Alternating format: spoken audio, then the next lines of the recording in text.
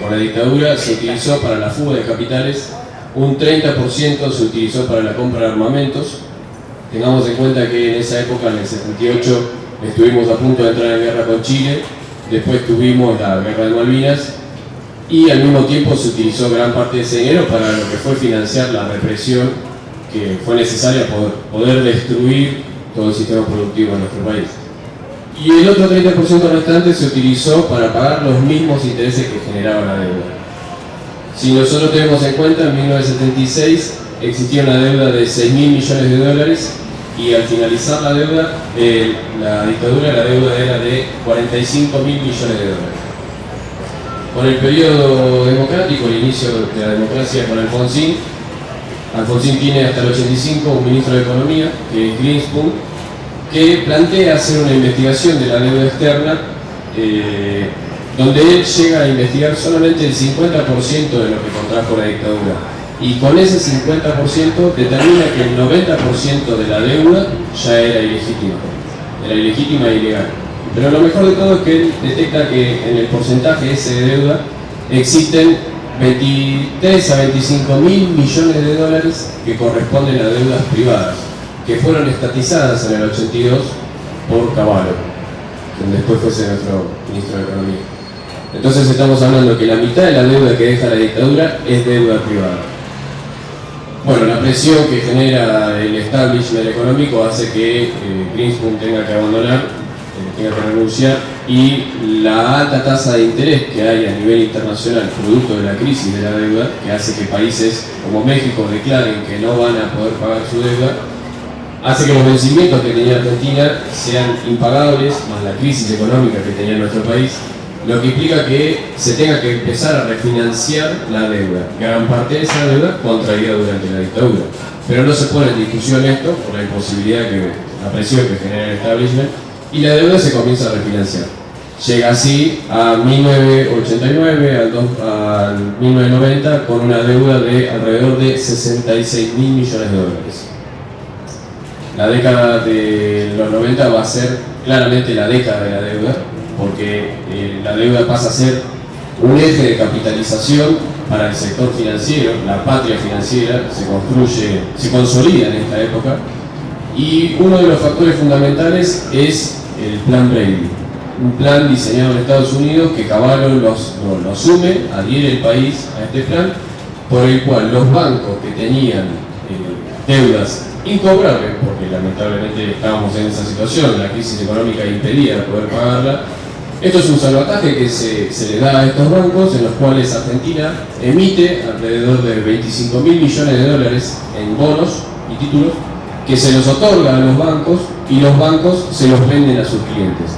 Entonces se da un proceso de capitalización donde los bancos, de tener deudas que eran imposible cobrarlas, de golpe, a pesar de tener una pequeña quita en ese monto, logran recuperar dinero, y a partir de este proceso de entregarle a sus propios clientes títulos de deuda, la deuda nuestra pasa a cotizar en bolsa, pasa a estar descentralizada en miles de manos.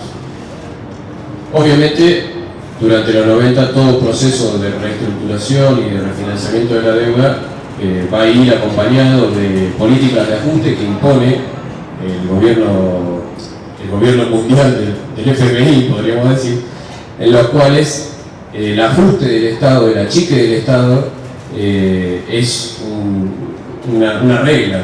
Así podemos hablar de lo que es el remate de todas las empresas públicas para generar las divisas que sostengan la ley de convertibilidad, la paridad del dólar con el peso, que implica sí o sí un endeudamiento del país, porque la necesidad de sostener el peso con el dólar implicaba tener reservas, y la posibilidad de poder fugar capitales, como se daba en nuestro país, se dio justamente a costa del endeudamiento argentino. Esto demuestra a fin de la década, en el 2000, que la deuda crece alrededor de 152.000 millones de dólares. A pesar del plan Brady, que implicó una quita y todo, seguimos teniendo un crecimiento de deuda. El nuevo milenio nos puede encontrar con una buena noticia, que es el fallo del juez Ballesteros, que por una causa iniciada por Alejandro Olmos en 1984, donde plantea investigar la deuda contraída por la dictadura, el juez determina la licitud de la deuda contraída entre 1976 y 1983 por la complicidad de funcionarios y de funcionarios de organismos internacionales que prestaron dinero a pesar de que en nuestro país había un gobierno de facto.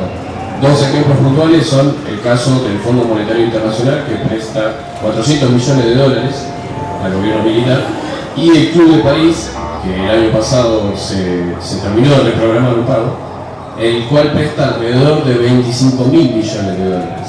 El Club de París son varios países que han prestado dinero a la Argentina. A pesar de esta situación en la cual el juez Ballesteros dictamina esto e invita al Congreso a que por favor trate la problemática de la deuda por ser una facultad propia, que la determina el artículo 75 de la Constitución, en nuestro país gobernaba la Alianza con las presiones terribles de sostener un modelo que era la continuidad del menemismo en términos económicos, macroeconómicos, y donde la deuda ya pasaba a ser un ancla que hundía a este gobierno. Y un ejemplo de esto es el famoso blindaje del 2000, que es un salvataje de fondos que está armado por capitales del Fondo Monetario Internacional nuevamente, de diversos países y de bancos privados, para permitirle a Argentina cubrir los vencimientos de deuda que tenía ese mismo año. O sea, contraer deuda para pagar deuda sin ninguna posibilidad o intento del gobierno de llegar a discutir estas condiciones. Esto, como durante la década de los 90, con la condición, por ejemplo en este caso, de parar el gasto público por 5 años y achicar el déficit fiscal. Todos vamos a acordarnos del recorte del 13% de los jubilados a los empleados públicos, un intento también de subir la edad jubilatoria de las mujeres. Y esto es lo que determina finalmente la crisis de 2001 y el argentinazo por un modelo que era insostenible. Luego de la crisis del 2001 se da este cambio fugaz de presidentes que tiene nuestro país, entre los cuales se destaca uno, se puede destacar, podríamos decir, que es Adolfo Rodríguez A., que ante la imposibilidad de pagar la deuda llama a la cesación de pagos, y es el momento en el que Argentina entra en el famoso default. En el 2003, cuando Néstor Kirchner asume la presidencia, él asume con 152.600 millones de dólares, pero el crecimiento económico que se empieza a dar a partir de, tanto de Duhalde y después la continuidad de Néstor Kirchner, le permite disponer de capitales y un ingreso a divisas que ellos después lo van a utilizar en este relato de desendeudar al país.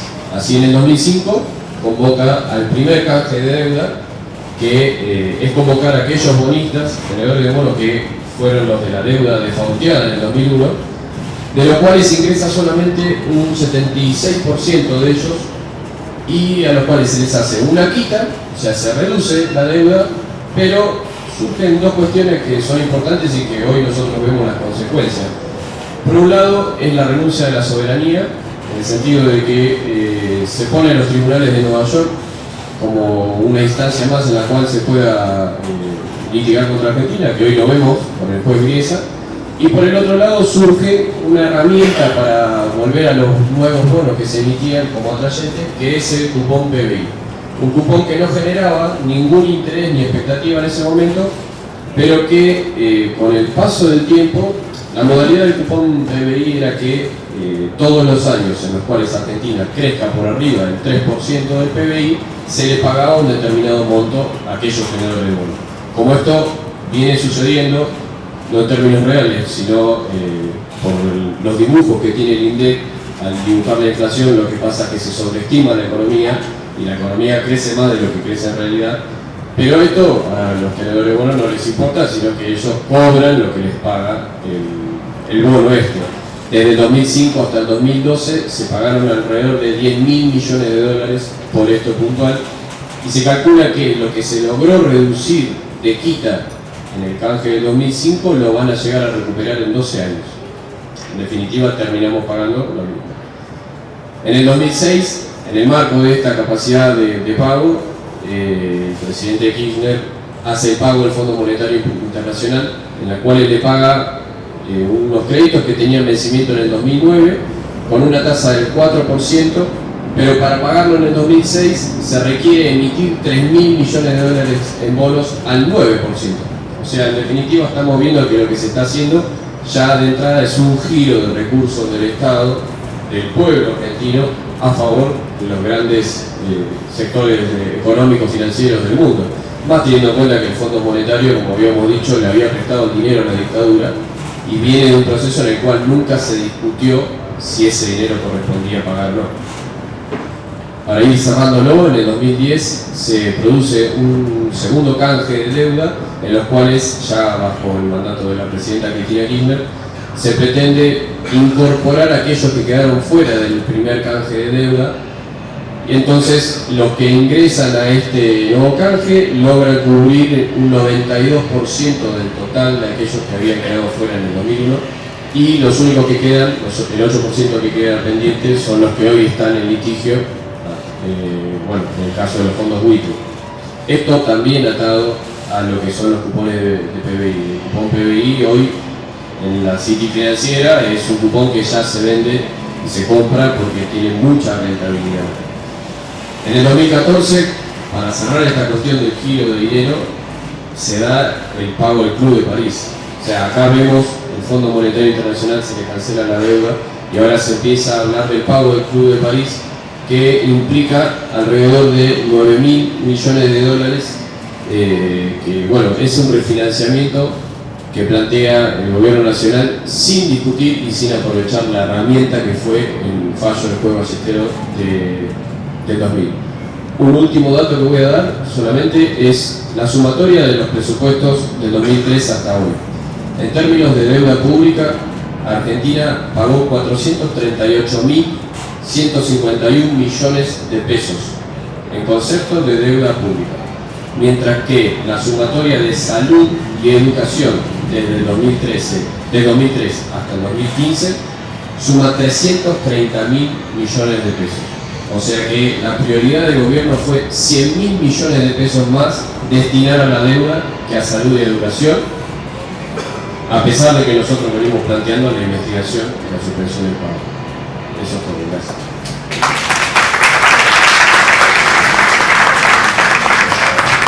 Muchas gracias, Mariano.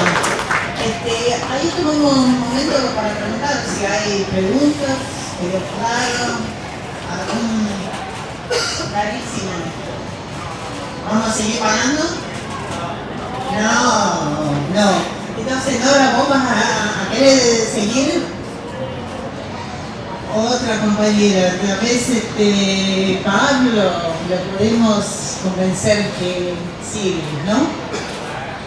Pablo Cartel, aquí también integrante de la Asamblea, legislador de la ciudad de Buenos Aires, y nos va a entrar en cómo se relaciona esa deuda con la deuda ecológica, ¿no? Con los bienes comunes. Sí, gracias. Bueno, buenas tardes. Sí, legislador hasta el 9 de diciembre.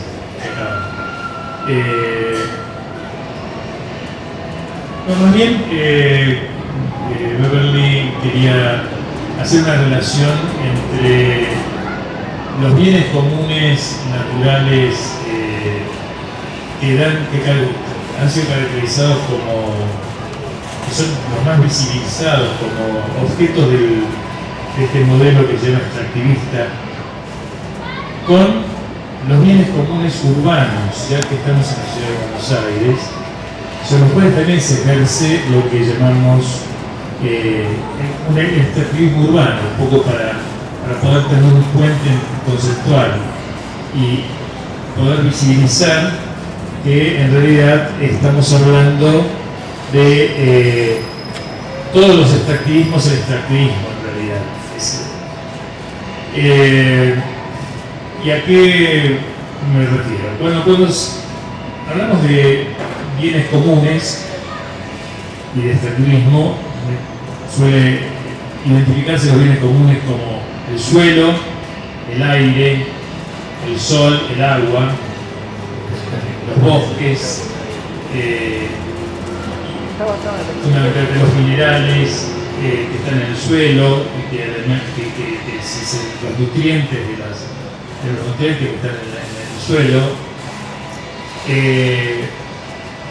sobre los cuales se ejercen distintas actividades extractivistas, los monocultivos de soja, por ejemplo, que se han extendido bajo la modalidad de la soja y los cultivos genéticamente modificados y que requieren para su desarrollo, que están adaptados para grandes dosis de agroquímicos y que se han extendido por todo el país y que se exportan, cuyo producto, que es el producto de soja o el aceite de soja, casi no se consume en Argentina, que es un producto de exportación. Es el principal producto de exportación en este momento de Argentina, en este momento no, desde hace bastante tiempo, que trae serios problemas a las poblaciones, a la agricultura familiar, expulsa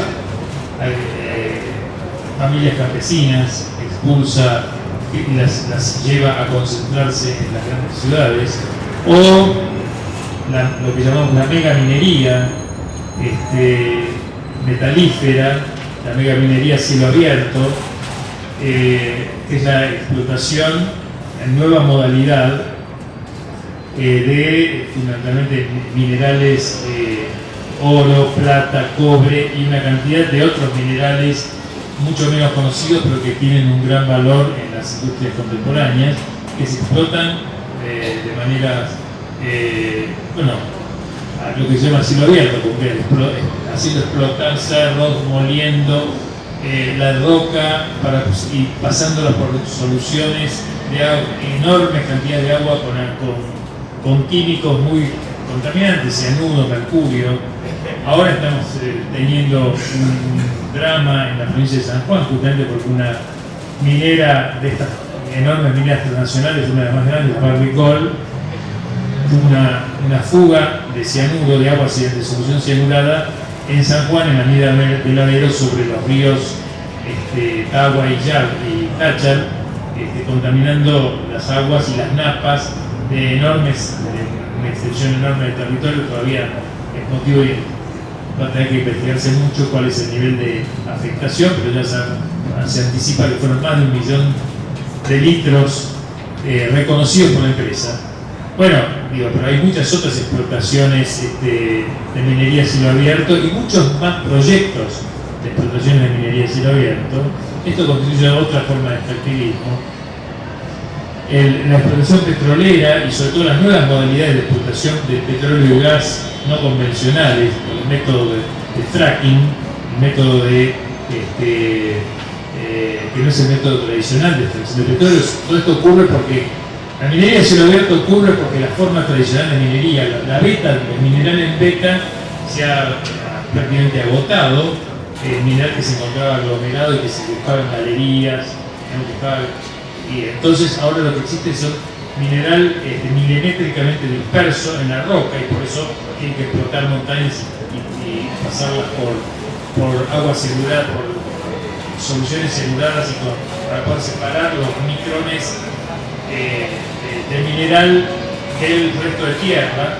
En el caso del petróleo y gas convencionales también hay un agotamiento, y por eso hay que irlo a buscar a otras profundidades por el método de fracking a 2.500, 3.000, 3.500, 4.000 metros de profundidad, produciendo no explosiones con explosivos, sino inyectando enormes cantidades de agua otra vez, enormes cantidades de agua con químicos otra vez, muy contaminantes, a enormes presiones, provocando incluso verdaderos sismos internos a 2.500, 3.000, 4.000 metros de profundidad, para liberar los granulitos de gas o de petróleo aprisionados en la roca que puedan salir. Esta es otra forma de extractivismo. Otra forma de extractivismo es la sobrepesca. La sobrepesca que es, digamos, en el mar argentino, que llevó casi a la extinción a la especie merluza y otras especies. Pero a ver, todas estas formas de extractivismo que nosotros siempre estamos acostumbrados a ubicar en lugares lejanos de nosotros, porque vivimos en una gran ciudad, en la cordillera, en la pampa, la deforestación, en el Gran Chaco, en el noroeste, en el nordeste y noroeste, Estamos acostumbrados o el petróleo en la cuenca neuquina, en otros lugares, sobre todo ahora el petróleo convencional en Vaca Muertas, lo que mencioné, la pesca en el mar argentino, siempre como que son problemas enormes, pero que los visualizamos como lejanos de nosotros que somos habitantes de una gran ciudad. Y sin embargo, nosotros en las grandes ciudades, en Buenos Aires, en Gran Buenos Aires, en el área metropolitana, pero también en otras áreas metropolitanas como el Gran Rosario, el Gran Córdoba, el Gran Mendoza, el ya hoy Gran Chaco, el Gran Resistencia, también somos, digamos, estamos a merced de un tipo de extractivismo que nosotros llamamos extractivismo urbano, donde el bien común que se nos apropia, se nos expropia y que es expropiado y que es objeto de reproducción del capital y que es apropiado por grandes, enormes capitales. En la ciudad de Buenos Aires, por ejemplo, es la empresa IRSA. IRSA es la propietaria de casi todos los shoppings y de buena parte de casi todos los shoppings del país, no solamente de la ciudad de Buenos Aires, y de numerosos emprendimientos inmobiliarios. El extractivismo urbano tiene se apropia del bien común, suelo, espacio público, espacios verdes, nos tapa el sol, nos contamina el aire. Esos bienes comunes que no son digamos, ya la tierra rural, que no son las montañas, como en otros lugares, que no son los bosques, sino que son los espacios verdes urbanos, el arbolado urbano, es decir, el suelo, a los cuales tenemos derechos todos los ciudadanos, por eso son bienes comunes, todos los habitantes tenemos derechos al sol, a la luz, al aire limpio, a no inundarnos, bueno, todos esos son espacios que son tomados por el capital inmobiliario, por la especulación inmobiliaria, el capital especulativo inmobiliario, para la construcción de shopping, para la construcción de barrios cerrados o no cerrados, para la construcción de torres o megatorres, para la cementación, cementando, creciendo, digamos, a costa de plazas, de espacios verdes, de espacios, tomando espacios públicos, y construyendo cada vez a los habitantes, deteriorando fuertemente la calidad de vida, privándonos del acceso a la luz y al sol, con megatorres que tapan el sol, privándonos de espacios verdes, privándonos avanzando sobre espacios todavía vacantes que podrían ser. Bueno, la ciudad de Buenos Aires tiene alrededor de 1.9 metros cuadrados por habitante de espacios verdes. En promedio, alguna zona de Buenos Aires como Almagro o Colegiales, por ejemplo, tiene Colegiales tiene, Almagro creo que tiene 0,7 y Colegiales tiene menos todavía. Cuando la Organización Mundial de la Salud y otros organismos internacionales está aceptado internacionalmente que como mínimo debe haber unos 10 metros cuadrados por habitante a 15 metros cuadrados por habitante para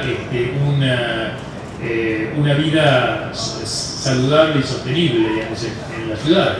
Nosotros estamos como a 10 veces menos de esa. Sin embargo, los pocos espacios que van quedando son disputados y estando en la legislatura uno lo ve, porque estos son los proyectos que más pelea llevan, justamente cuando nos mandan proyectos, generalmente de los poderes ejecutivos, para privatizar espacios públicos, para privatizar espacios públicos, para privatizar bienes comunes, incluso bienes culturales como el patrimonio histórico y cultural de la ciudad, para su apropiación y su rentabilidad por parte del capital. Estas formas también las mencionaba IRSA, que es el gran terrateniente urbano en la ciudad de Buenos Aires y en otras ciudades. Sus propietarios son también los mayores terratenientes ojeros, por otra firma de los mismos propietarios que se llama Cresud.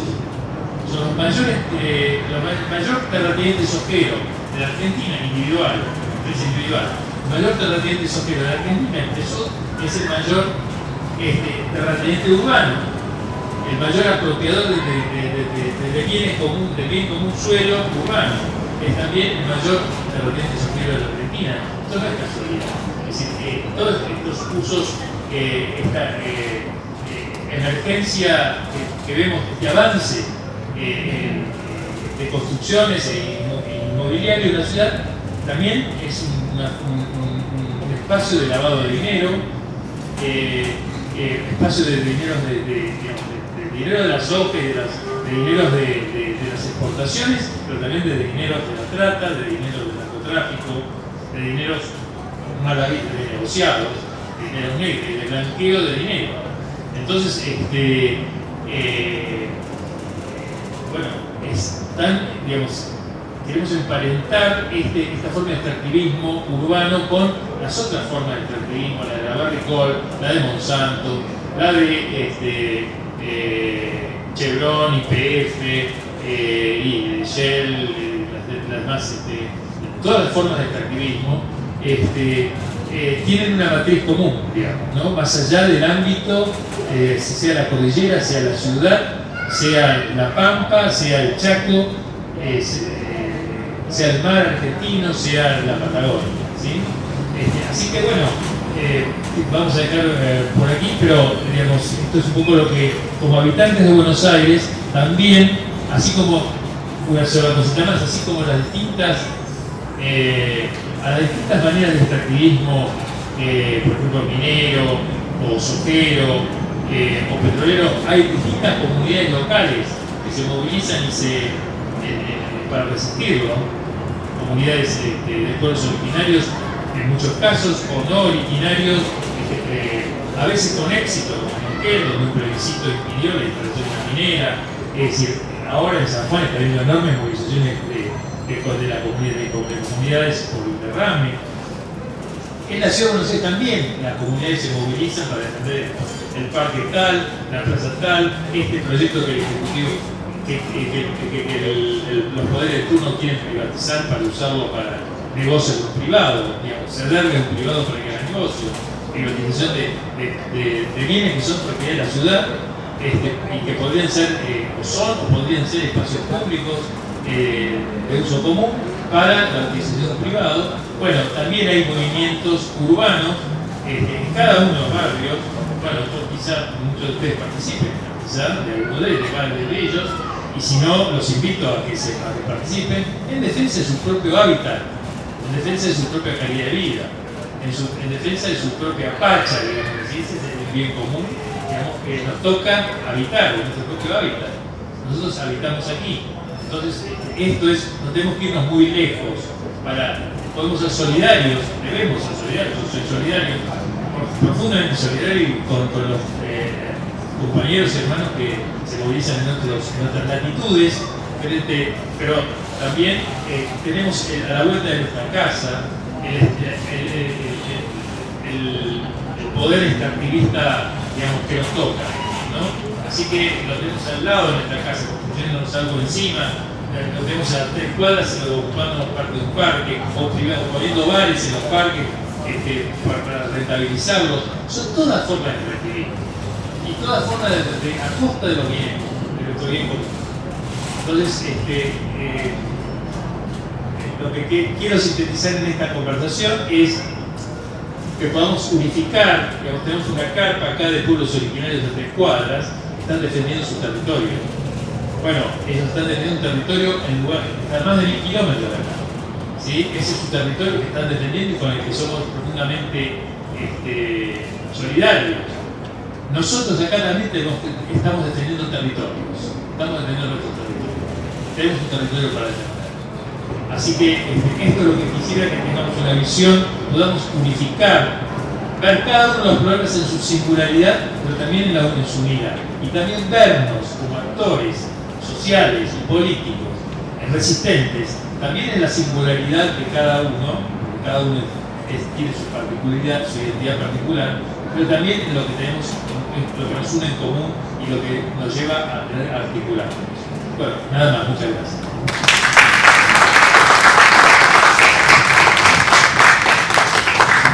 Muchas gracias, Pablo.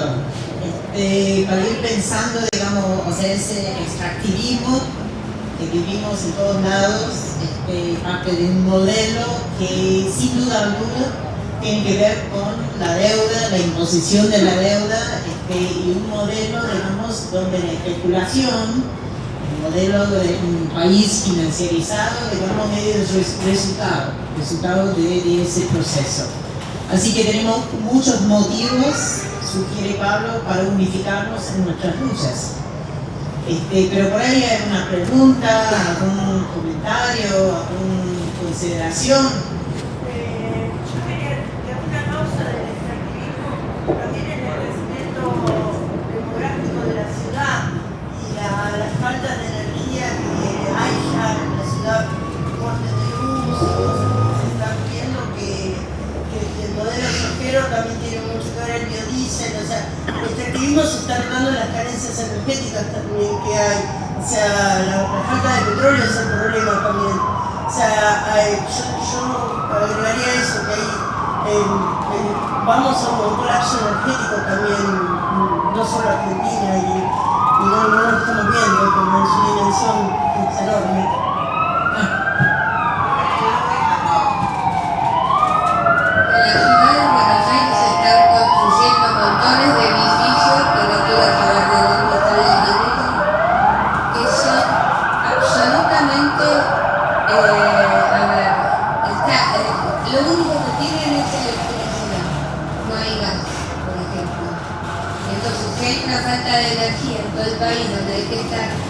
Haciendo represas y centrales nucleares, no entiendo cuál es bueno, vos que estás en la ciudad por ahí me podés contestar si es que han hecho alguna ley, decreto, algo para permitir estos edificios a base de energía eléctrica y nada más. Hola, buenas tardes. Yo quería preguntarle a Pablo, que me surgió como unas dudas o por ahí que pueda ampliar, si es que sabe, con respecto a los bienes comunes urbanos. Me vino a la mente por ejemplo, las asambleas, los foros que hay en la costa de Avellaneda y Quilmes, que ahí tiene que instalarse Techín, en las cuencas del Riachuelo, del río de Conquija, donde, por ejemplo, las industrias vierten residuos y hay chicos con plomo en la sangre. Me gustaría que si puede compartir alguna opinión con eso, como bienes comunes urbanos o periurbanos. Y también cuando hablaba de bienes culturales, a mí rápidamente se me vino a la cabeza la resistencia y represión que habían sufrido los compañeros del Centro Cultural San Martín, donde la seguridad privada y la policía cortaba la soga de la comida que le enviaban los compañeros, y donde sufrieron gran represión para privatizar, en lo que entiendo en este concepto, un bien común cultural. Un poco a ver si podría dar alguna opinión o algún conocimiento sobre eso. Gracias. ¿Hay un comentario, pregunta más? No, hablábamos, ahí la compañera hablaba de que hay un colapso de la energía. ¿Realmente hay un colapso de energía?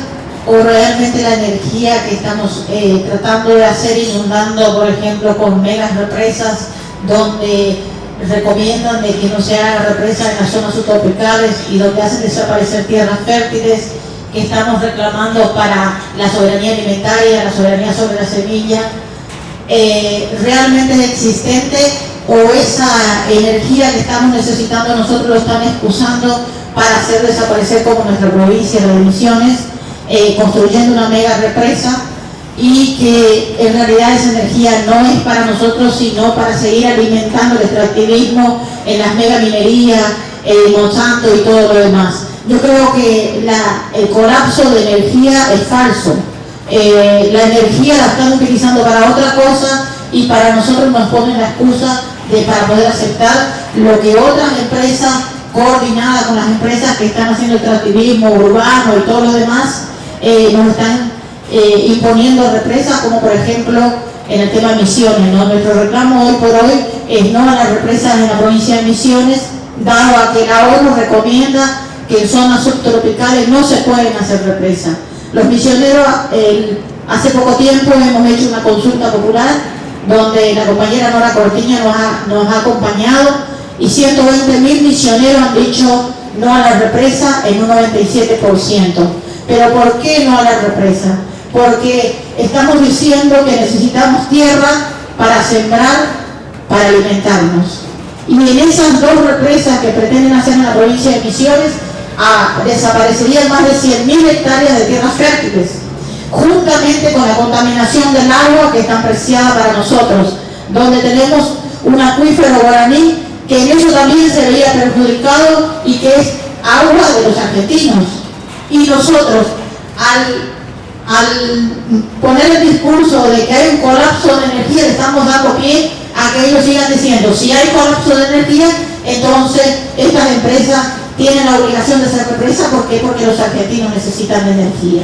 Creo que lo que tenemos que plantearnos a partir de ahí es, ni un derecho pisa sobre el derecho del otro. Nosotros tenemos derecho a alimentarnos sanamente, tenemos derecho a vivir de la tierra y tenemos derecho a conservar nuestras provincias y nuestra naturaleza tal cual está. La energía está, utilícenla como corresponde, no como está pasando ahora. Nosotros los misioneros tenemos 500.000 megavatios de energía para la provincia de Misiones y solo ocupamos el 10%. Y nosotros tenemos colapso de energía, justamente porque no están dadas las condiciones, las instalaciones de transporte de esa energía. O sea que 400.000 megavatios se está perdiendo en el tiempo. Esa es la realidad de la situación. Entonces, encaremos realmente los reclamos como corresponde y pongamos una palabra real en todos nuestros reclamos. Estamos pidiendo de que cada uno de nuestros reclamos, el extractivismo, la soberanía sobre la semilla, la soberanía sobre la tierra, la soberanía sobre el agua, entonces veamos cómo de alguna manera incorporemos los reclamos de todos en un solo reclamo. Eso es lo que estamos pidiendo de todos.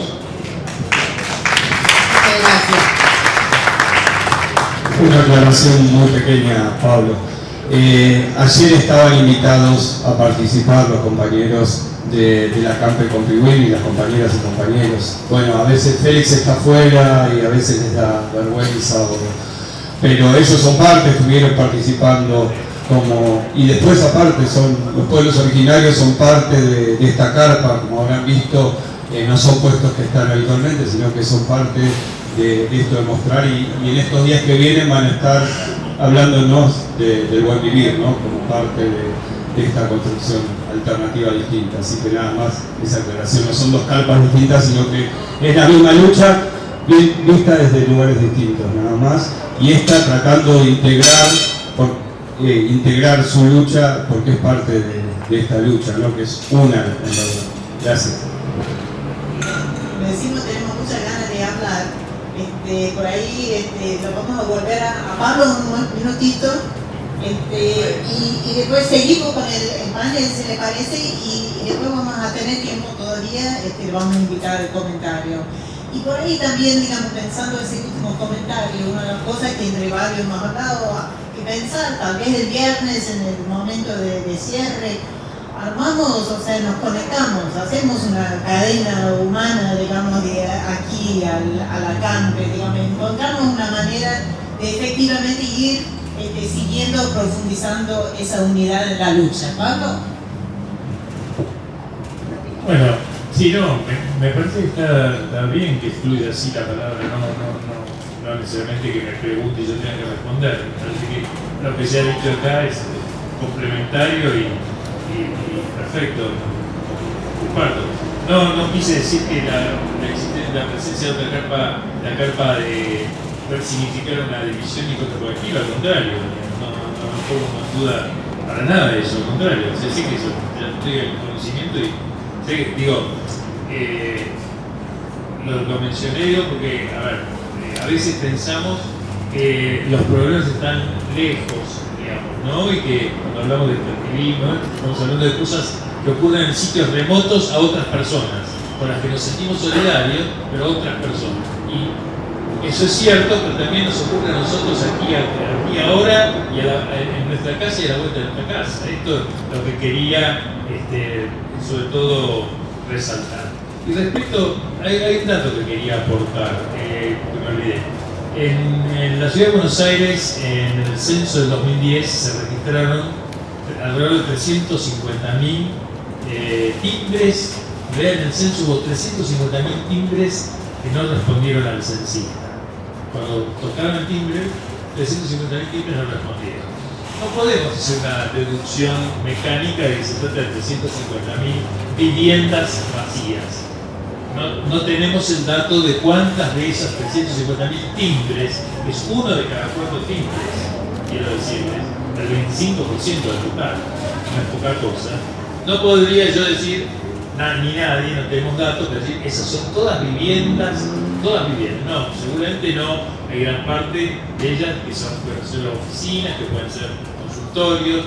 Ahora, una muy buena parte, digamos, la tercera parte, por lo menos, más de 100.000, seguramente son viviendas que están vacías y ociosas. Ociosas quiere decir que no están cumpliendo ninguna función, que gustaron en términos económicos y ecológicos, y no cumplen ninguna función. Y 100 y pico de mil viviendas, o sea, la tercera parte de esas 350.000, por 4 habitantes, por 5 habitantes, son prácticamente toda la población de Buenos Aires con necesidades habitacionales insatisfechas. Esto quiere decir que en realidad la mayor parte de las viviendas que se necesitan para satisfacer al 100% de los habitantes de hoy de la ciudad de Buenos Aires estarían disponibles. Obviamente esto sí lo formulo como una hipótesis a verificar, porque el dato único que tenemos es el dato del censista que tocó y no le fue respondido. Y estamos infiriendo una tercera parte, etcétera, etcétera. Bueno, hay unas 600.000 personas en la ciudad de Buenos Aires con necesidades habitacionales insatisfechas o mal satisfechas, y desde alrededor de esas 130, 150.000 viviendas, las 350.000, tendríamos prácticamente un parque que permitiría satisfacer plenamente las necesidades habitacionales insatisfechas. Es decir, ¿qué son todos esos edificios vacíos? Están costándole a los propietarios el mantenimiento, el ABL, tienen que pagar ABL, tienen que pagar consorcio, sin embargo los tienen vacíos. Bueno, también es una hipótesis, ¿no?, que debería ser comprobada. Seguramente, ¿por qué los tienen vacíos? Porque los tienen a hacer plata en cualquier momento. Si estuvieran alquilados, no podrían hacer dinero líquido. Seguramente es dinero de blanqueo de capitales. Dinero de capital que está conservado ahí, listo para ser hecho líquido en cualquier momento, por eso no se alquila y por eso no lo pueden alquilar. Y si lo pusiéramos en alquiler, que nosotros tenemos un proyecto, no va a salir, para grabar esos inmuebles, ojo, no es una medida socialista, ocurre en Londres, en París, en Ginebra, en los países, en las ciudades capitalistas que se suelen poner como modelo de ciudades avanzadas, digamos, no se permite que exista semejante parque habitacional ocioso. Digamos, se cobra impuestos progresivos gravosos, de modo que finalmente el dueño le conviene, no le queda más remedio que volcarlas al mercado. O las toma el Estado, le paga un alquiler al propietario y las pone en alquiler, a su vez en alquiler, o su alquiler al precio de mercado, subsidiado, en fin, ya depende de la política de Estado. Ahora imagínense si se volcara esa cantidad al mercado de alquiler, ¿cómo bajarían los alquileres? Y cómo bajaría también el valor especulativo de la construcción, si las cosas están relacionadas. Y cómo bajaría entonces el interés de los capitalistas, de los grandes capitalistas, en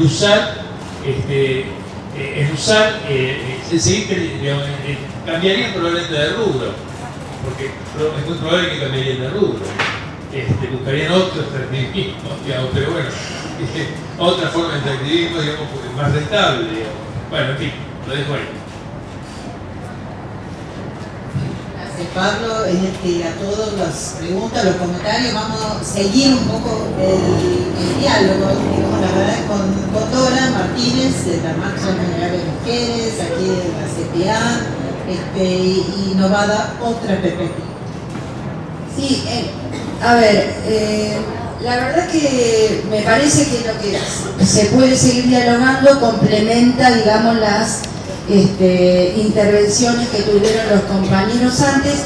Yo la verdad que me quería referir a un actor para mí no ausente, sino muy presente en la promulgación de políticas y en esto de la quita de derechos que la población del país fue viviendo en los sucesivos, digamos, en las sucesivas décadas anteriores, y que es el Estado.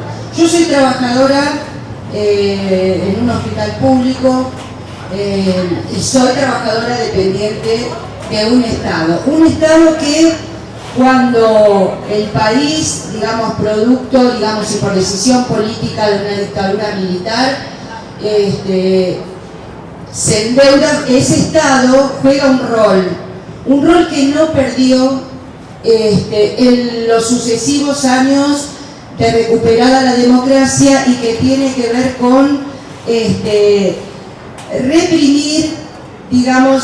reprimir resistencias que también, a medida que el avance del modelo capitalista, que ese es el sistema, digamos, que se ha globalizado y que tiene una capacidad de reorganizarse, reformularse y de seguir vigente, a tal manera que lo que globaliza es justamente la falta de derechos, de garantías, y se regenera como un Estado expropiado por una clase, la clase que detenta el poder, la clase que gobierna, digamos, porque los grupos económicos son los que deciden nuestras vidas, aunque haya momentos de tensión en la conquista de derechos en los últimos años.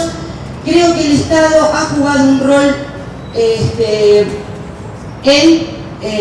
digamos, avanzar en reprimir la protesta social en la década de los 90, lo digo en 2 palabras, la resistencia, digamos, de un sector importante que es la clase trabajadora en sus diversas expresiones, resistiendo las políticas de ajuste, resistiendo las transformaciones del Estado que implicaron que no se pudiera avanzar en programas sociosanitarios de salud, sino que lo que se llamó el achique del Estado significaba justamente la pérdida de soberanía, en el sentido de menos educación, menos salud, el tema de la previsión social, la seguridad social, la falta de viviendas y de lugares de hábitat que significaran respetar, digamos, lo que culturalmente las poblaciones a lo largo y a lo ancho del país tenían como modo de vida. ¿Qué quiero decir con esto? Quiero decir que ese avance del capitalismo lo que atentó y sigue atentando es nuestros modos de vida, lo cotidiano. El no respeto por la biodiversidad significó el desplazamiento de muchas comunidades originarias, como ellos se han denominado, y ellas también, el desplazamiento forzoso, la quita de sus tierras, el tema del patentamiento de sus semillas, que no solo representan un modo alimentario que vienen tendiendo desde que pisaron este suelo, también significó atentar contra lo que para ellos eran sus medicinas y aportar para esto de esa manera con las multinacionales farmacológicas, y de esa manera también atentar contra la vida de las personas. ¿Por qué? Porque se fue sosteniendo un modelo que nos decía todos los días que teníamos que medicalizarnos. que había que medicalizarse, y medicalizar significa adormecer a la población.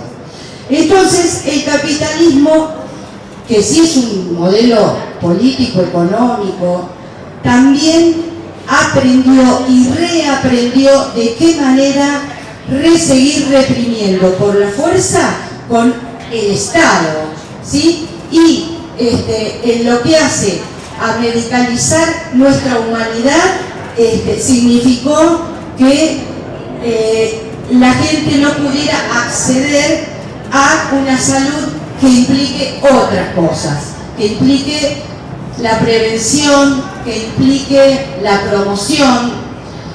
¿Por qué digo esto? Porque lo quiero compartir, porque es parte de esa deuda ilegítima que no debemos pagar, pero que significó no poder sumar a toda la lucha que se venía sosteniendo desde las diferentes resistencias contra la megaminería, contra el avance, digamos, de la contaminación de los suelos y del agua, con el avance del monocultivo, que significaba la pérdida de tierras productivas, y también esto significó atacar un modo alimentario de diversas poblaciones.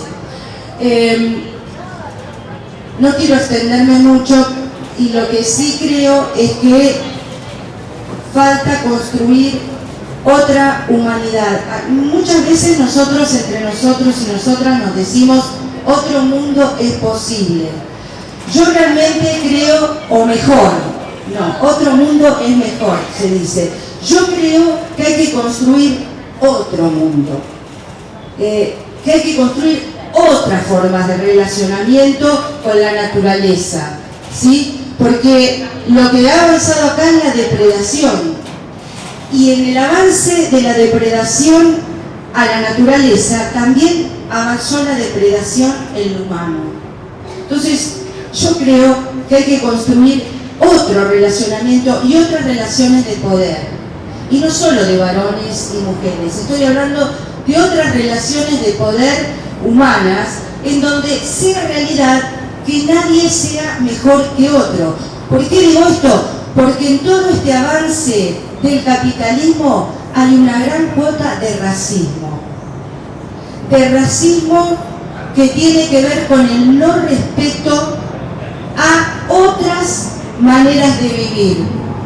Entonces, creo que construir otro mundo implica construir otro poder, no el que tiene solamente una mirada sesgada y ciclópea, que no puede mirar a los laterales, y que sí mira hacia adentro mismo. Y de eso tenemos que encargarnos nosotros y nosotras desde nuestras diversas tareas cotidianas, porque acá lo que se ha depredado es la vida, nuestra cotidianidad, y lo que se ha promulgado es la muerte, es la falta de mirar no solidariamente solamente, sino como hermandad. Entonces, yo perdón que me extendí, pero creo que para atacar fuertemente a todo este poder, que lo que hace es deshumanizarnos, y el mensaje es que hay que seguirse mirando uno y no mirar a los demás, creo que ese otro poder implicaría desde esa otra mirada. Por eso, la carpa de los hermanos de las diferentes etnias también significa hermanarse como etnia, como clase, y como necesidad de construir lo que tiene que ver con la represión y con la opresión. Por lo menos desde la mirada de los trabajadores y las trabajadoras de un sector, quiero decir que estas son discusiones y debates que tenemos cuando hablamos de construir otro mundo. Este mundo no es, este mundo hay que deconstruirlo y construir otro totalmente diferente. Bueno.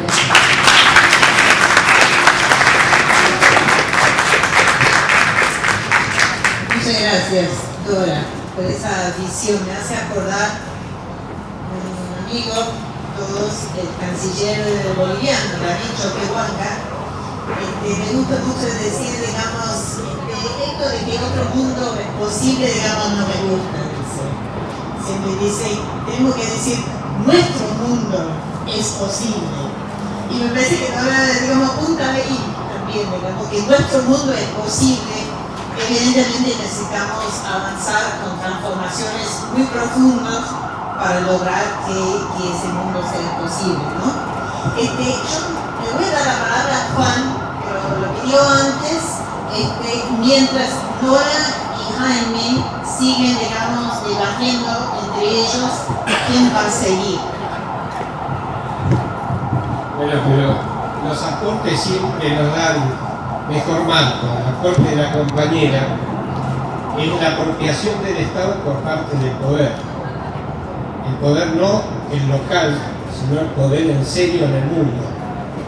Y nosotros, inadvertidamente en el proceso histórico que nos narró Mariano, no nos dimos cuenta que se fueron dando estructuras legales que son las que permiten el saqueo de nuestro país. Yo no me voy a extender en todas, sí en tres aspectos. Para entender la mega minería hay que entender los tratados bilaterales de inversión recíproca y el concepto de soberanía restringida. No hay juez, presidente ni fuerza de seguridad que entre en los espacios de la soberanía restringida, ni aquí ni en ningún lugar de nuestra América. Ejemplo, Fray Ventos en Uruguay. Hemos perdido directamente la soberanía en las zonas de inversión.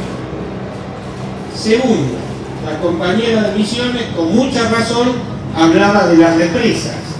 Hay que entender que hay una palabra que es muy parecida a IRSA, pero que en realidad es IRSA, Iniciativa para la Infraestructura de la Región Sudamericana. O sea, el poder del mundo define cuáles son las obras que le interesan al poder y no a los habitantes. Las represas de Misiones tienen ese sentido. No importa que Misiones, a través de iniciativas, de microrepresas y demás, pueda generar. No. Lo que estamos pensando es en la energía que necesitan las multinacionales para la industrialización en el sur de Brasil. Tercero, la sojización. Y yo no hablo de la soja, hablo de la sojización de nuestra sociedad. Nosotros no nos dimos cuenta en el tiempo que, por ejemplo, firmamos una ley de puertos, que el que tiene el poder en serio tiene puertos privados. Esto fuera el control del Estado argentino. Y ahí tenemos que poner a las agroexportadoras, que son uno de los beneficiados directos de la sojización. Y hay que poner en la cuestión de la tenencia de la tierra el tema de quién maneja, cómo se maneja el comercio internacional en la Argentina. Argentina adscribió a la OMC. Voy a referir la palabra de Lula. Una vez dijo la OMC en el 2001, es como referir el fútbol, dijo. Cobra penalti contra el equipo chico. Hoy Lula, desgraciadamente, tiene otra visión de la cosa, pero lo que afirmó es cierto. Y nuestro país perdió el manejo del comercio internacional. Y aquí dos consecuencias que pueden hablarse desde la sojización como de la crisis energética. Mientras que los beneficios quedan a favor del poder, las consecuencias las pagamos nosotros. Y es muy fácil. Miren, para que la mega minería exista se necesita mucho gasoil. Gasoil que la Argentina no tiene. Gasoil que pagamos nosotros. Necesitamos generar dólares para pagar el gasoil que necesita la megaminería. Ahora, los dólares que genera la megaminería son de la base no son nuestros. El beneficio del comercio internacional, del contrabando de nuestras cosechas, se capitaliza en parte por esa especulación inmobiliaria. Ahora el costo lo estamos pagando en la saturación de todos los servicios esenciales en las megaciudades. No hay posibilidad hoy de seguir en el proceso de concentración urbana. O sea, este sentido que la compañera bien marcó de la apropiación del Estado es muy sencillo. Las ganancias son de unos pocos. Los costos los socializaron y en forma. Para eso hay que entender que hay toda una estructura jurídica que nuestros legisladores, por eso yo siempre insisto, a pesar que muchos no crean así, que hay que involucrarse en la política, nuestros legisladores, cuando nosotros estamos distraídos, nos están traicionando. Y hay que entenderlo así.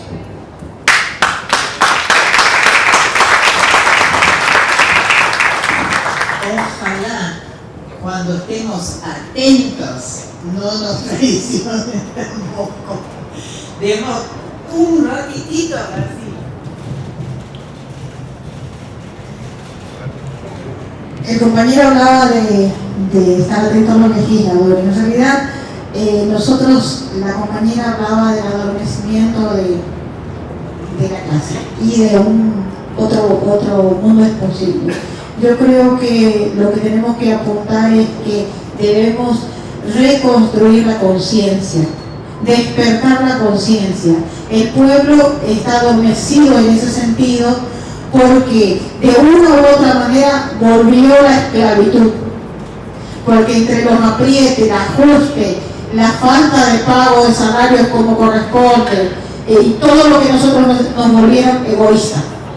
Nos miramos el ombligo, como dice, y nos volvieron egoístas. Y nosotros dejamos de ver al que está al lado nuestro. Dejamos de ser solidarios, dejamos de ser ciudadanos. Y a partir de ahí, no es que nosotros debemos construir otro mundo. Debemos despertar este mundo hacia la solidaridad y volver a ser ciudadanos y dejar de ser esclavos. Nosotros mismos adoptamos lo que nos enseña el Estado. Nos dicen, hay un trabajador precarizado. No es un trabajador precarizado, es un trabajador esclavo. Nosotros mismos, luchadores sociales, cuidamos las palabras para no decir lo que realmente es. Debemos empezar a llamarnos tal cual somos. Somos trabajadores esclavos y debemos liberarnos y tomar conciencia de clase y a partir de ahí solidarizarnos y ser ciudadanos libres. Y a partir de ahí es donde vamos a cuidar a nuestros legisladores que hagan lo que corresponde para defender a la patria. Y no estoy hablando solamente de la patria argentina, sino de Latinoamérica en sí, porque es Latinoamérica la que está enferma y nosotros lo estamos dejando. Gracias.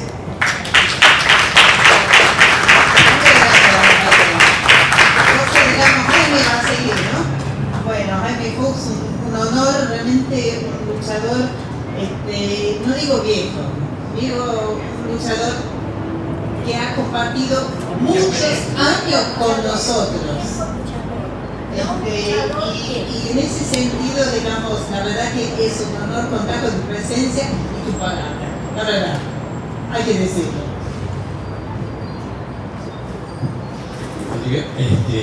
Buenas noches, compañeros y compañeras. Bienvenidos. Les digo, es un honor aquí participar con ustedes. Esto realmente manifiesto preocupación, dudas, porque es un tema en la lengua externa en que se está mintiendo mucho. Decimos que estamos debiendo sumas enormes. Y eso no es de ahora. Ya en época de Avellaneda, hace ya muchos años, decía él, que era representante en ese momento del poder de la oligarquía, en el ascenso, que hay que dar a deuda externa, sea cual sea el Estado que vive en nuestro pueblo. Hay que cumplir hasta con nuestra sangre el pago de la deuda externa. lo estamos escuchando de una u otra forma. Hay que cumplir con los compromisos tomados con la fuerza. Si no cumplimos, va a haber desgracia. Y una pregunta. ¿No es una desgracia que el presupuesto que se mandó para el 2016, el gobierno actual, todo gobierno, se destine para pagar solamente los intereses de la deuda, una supuesta deuda? El presupuesto para este año que se gasta para educación, ciencia, técnica y PAN. Fíjense, tres aspectos importantísimos de la vida de nuestro pueblo: la educación, ciencia y técnica y PAMI que atiende la obra social más importante. La suma de estos tres presupuestos es solamente los intereses que se propone pagar este gobierno al futuro gobierno 2016. Podemos estar indiferentes a eso. Pero hay otro hecho que ese quería destacar, el más importante. ¿Qué estamos pagando? ¿Debemos realmente la suma que se fija que vamos a pagar el año que viene? La deuda, según cifras oficiales, alcanza hasta 180.000 millones de dólares. Otros cálculos hablan de 250.000 millones de dólares. Una deuda que nunca se acaba. Nuestra presidenta dijo hace mucho, lo dijo con orgullo, hemos pagado entre 2003 y 2014 200.000 millones de dólares por deuda externa. ¿Ustedes saben lo que son 200.000 millones de dólares? Las cosas que se podría hacer para nuestro pueblo, solamente tomando en cuenta lo elemental, cómo está la niñez, la falta de trabajo. Hay un 40% de trabajadores en negro que reciben mucho menos que el trabajo que el trabajador que está realmente declarado por la empresa. Es un país que lo denunció no ya un médico, un especialista, el hombre que más libros vendió últimamente, Rodolfo Manes, especialista en problemas de neurocirugía, sistema nervioso, dijo hace poco en un diario publicado que se sentía indignado, rabioso así, porque en nuestro país está naciendo una generación de débiles mentales. ¿Cómo es esto? Un país que puede alimentar 10 veces la población que tenemos, eso está documentado. Argentina está en condiciones de alimentar 10 veces, darle el alimento y lo necesario para sobrevivir. Vivir, en todo punto de vista, a 400, 500 millones de habitantes. Y resulta que están haciendo todos los días, cada vez más, los chicos, durante la gestación, en el vientre de la madre, y después vivir los 3-4 años con falta de medicamentos, falta de alimentación adecuada, de atención correspondiente, también de educación por la madre. Nacen chicos deformados con problemas que luego van a sentir efectos en toda su vida. Claro, se está buscando formar un pueblo idiota, deformado, que no pueda pensar, que no tome conciencia donde está. Y con la conciencia, acá se habló de tomar conciencia, que nos quieren ocultar, tapar, pedir que pensemos eso. ¿Qué decimos? ¿Cómo podemos influir en nuestro pueblo si le decimos que lo que está pagando por deuda no es deuda? Es mentira. Estamos pagando lo que se está sacando del pueblo argentino, del pueblo trabajador argentino. Lo que vamos a pagar, que figura también en los presupuestos, en los compromisos tomados, es plata del pueblo trabajador, que le saca primero al pueblo trabajador fundamentalmente, y con esa plata se paga una supuesta deuda que enriquece a pequeños grupos, grandes grupos financieros internacionales que se enriquecen y que se ríen. Esto es un país fantástico.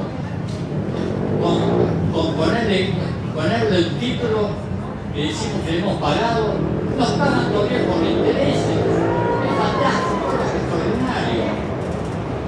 Qué cosa tremenda es que si uno llega a darse cuenta, y nuestros trabajadores, que de cada sueldo de empleado o de obrero en cualquier actividad, sean blancos o negros, hay un porcentaje importante que él paga por la supuesta deuda externa. Es el pueblo argentino que está pagando de su bolsillo. Nos están robando de nuestro bolsillo para pagar una supuesta y ilegítima deuda externa. Y para fundamentarlo, hay muchos elementos. No es casual que se ha ocultado hasta la fecha el informe de Ballesteros a base de la magnífica denuncia que ha hecho Alejandro Olmos sobre el endeudamiento argentino es falso. Ha sido abultado por intereses que quieren extraer, expropiar y robar al pueblo argentino. Yo con este camarada, compañero, Alejandro Olmos, tuve la honrosa tarea de acompañarlo en muchas charlas que hemos viajado por todo el país, denunciando lo que está escrito en ese informe que vino a final después de 20 años. Fue enviado al Congreso en 2000 con una documentación única en toda América Latina, donde se denuncia a base de peritos y de especialistas que gran parte de la deuda es ilegítima. Ha sido deuda no solamente que llegó al país, más ha sido importes que aparecen como deuda y préstamos entre las propias empresas. Es muy común que en una empresa, la filial le mande a la otra filial aquí un importe para los gastos y lo figura como deuda, y luego aparece con deuda y estimado con intereses. Y eso todo está demostrado, no solamente demostrado, denunciado los nombres y apellidos de economistas, de gente política, de gente sindical que han sido comprometidos en ocultar, en falsificar un endeudamiento que pesa tremendamente sobre el pueblo argentino. Bueno, esos son los aspectos que hay que señalar y denunciar y difundir, que cada dólar que sale por afuera es un dólar que se roba al bolsillo del pueblo argentino, especialmente a su clase trabajadora, de las que paga gran parte. Y fíjense cómo influye que los impuestos, los cuales es la base para pagar el servicio de la deuda, tanto intereses como los dólares, lo paga el Estado, pero no lo paga el Estado, no lo pagan los integrantes del Estado de su bolsillo. Aprobado por Congreso, lo hacen pagar al pueblo argentino como tal vez los impuestos. Se calcula que casi 50% de impuestos inciden sobre cada salario o ingreso de los trabajadores. Entre el IVA, impuesto municipal, impuesto a la exportación, impuesto a la importación, impuesto a distintos productos que vienen del interior. 50% de lo que gana, lo que recibe un trabajador, va para los impuestos y gran parte para pagar la deuda. Entonces esto hay que realmente difundirlo,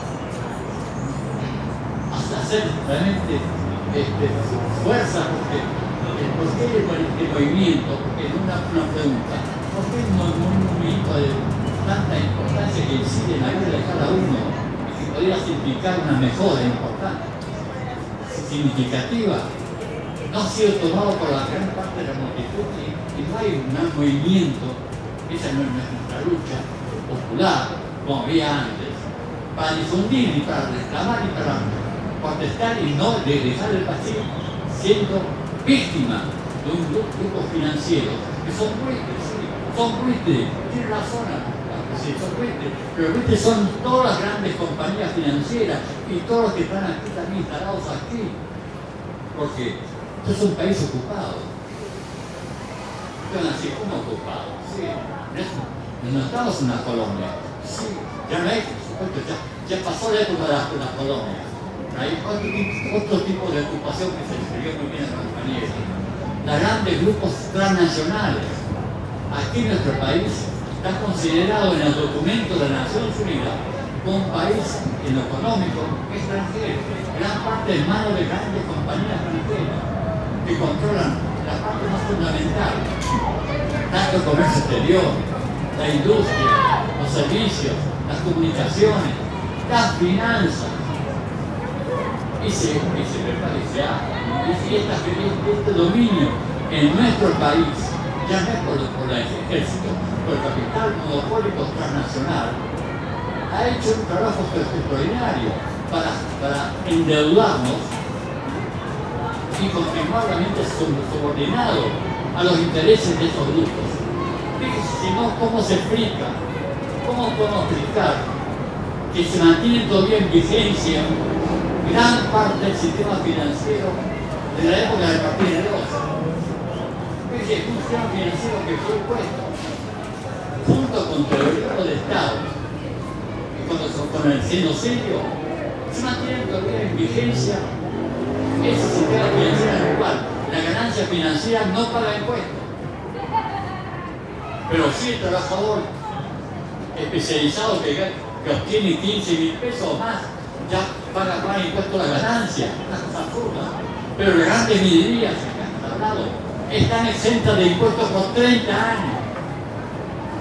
Y hay 40 acuerdos firmados bilaterales entre el gobierno argentino y las grandes empresas norteamericanas, francesas y otras, por el cual durante muchos años obtienen privilegios especiales, entre ellos para con cualquier divergencia que pueda haber entre la empresa y el Estado por su actividad en Argentina puede ser presentado en un tribunal afuera, no en Argentina. No conocen a la autoridad, la soberanía de la justicia argentina. ¿De dónde ha llegado este poder de las compañías transnacionales? Que no solamente nos roban a través de la llamada deuda, todos los años miles y miles de millones de dólares, no también nos imponen una justicia, nos imponen una subordinación a la justicia extranjera. Esto se llama un país soberano, independiente. No, estamos en un país ocupado. No disponemos de nuestra autoridad para decidir qué producir, cómo trabajar, cuánto corresponde el salario. Ellos fijan cada decisión de su punto de vista. Por eso, para entenderme más, ¿qué actitud hay que tomar en este momento en que hay un silencio absoluto por parte de los dirigentes? Todos los dirigentes políticos están presentados para las próximas elecciones de la presidencia. Es realmente vergonzoso que no se han pronunciado por una forma excesiva para poner fin a este robo, saqueo de los hilos trabajadores. Hay que urgentemente plantear el cese, la suspensión por lo menos con 3 o 4 años de por ahora no pagar ni un centavo de deuda, ni de intereses ni capitales por deudas externas. Eso es lo que se aplicó acá varias veces en Argentina, en momentos difíciles. ¿Por qué no ahora? Donde hay tantos problemas en este punto de vista necesario de aumentar el salario, mejorar los servicios médicos, a educación, a vivienda. Tenemos el artículo 14 bis de la Constitución Nacional. Un artículo magnífico aprobado en la reforma de la Constitución de 1994, donde ahí establece cómo debe vivir una familia argentina. Desde qué punto de vista tener la vivienda que corresponda, la salud también atendida, la educación, el trabajo o sea, asegura una vida mejor, pero no se cumple, porque este Estado no tiene recursos para cumplir, para mejorar el nivel de vida del pueblo trabajador, como tampoco tiene recursos para pagar a los 6, 4, 5 millones de jubilados una jubilación que corresponde a su mínima necesidad, a la mitad. Pero sí se sigue pagando los servicios de la llamada de los términos, los intereses, etcétera, etcétera. Por eso se dice que debe terminar diciendo que este es un país privilegiado entre los países latinoamericanos. Tenemos todo tipo de riqueza natural, alimentación, tenemos la posibilidad también de autoabastecernos en energía. Ha sido a propósito la política de disminuir la producción de petróleo y hemos llegado al autoabastecimiento que a través de la política estatal de grandes compañías extranjeras de la norteamericana nos han reducido una cuarta parte la producción de gas y de petróleo, que obliga a importar 7, 8 mil millones de dólares de esos elementos. Entonces, después se vuelve para la urgencia, tomar conciencia de esto. Y conciencia significa, más que todo, fortalecer la unidad de todos nosotros, de evitar este enfrentamiento artificial entre el pueblo argentino, por ser ancho o lejos, hacer o corresponder distintas intrigas que se han ido preparando para pelear entre nosotros mismos, para evitar tomar conciencia de que unidos vamos a poder realmente imponer condiciones que sean a favor y tomar el poder político a favor del pueblo. Y acá conviene recordar lo que dijo San Martín antes de cruzar la cordillera. Dando un mensaje al pueblo argentino. Ciudadanos, amigos, paisanos, decía San Martín, unámonos y pidamos claramente que el enemigo se mantenga en nuestra patria. Si estamos desunidos, vamos a ser esclavos de la colonia.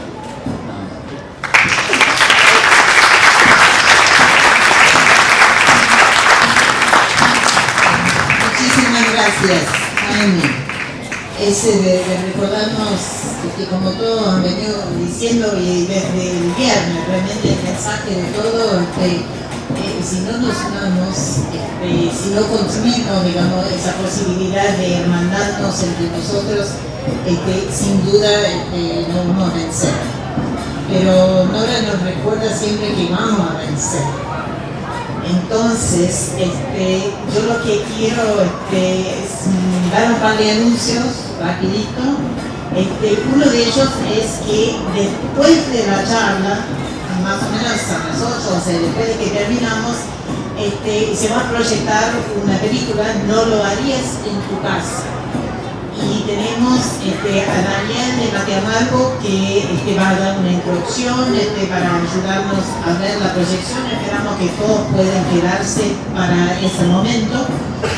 Y también, digamos, escuchamos afuera, digamos, algunas vocecitas, algunos tambores. Eso quiere decir que los pibes de Chepile han llegado. Y según yo tengo entendido, quieren venir, digamos, y compartir un poco con nosotros por ahí una canción, un mensaje antes de que ellos tengan que ir. Así que lo vamos a pedir a Nora, dejemos su palabra, y después me parece que vamos a ir más o menos cerrando para darle lugar a los pibes. y después la proyección, ¿no?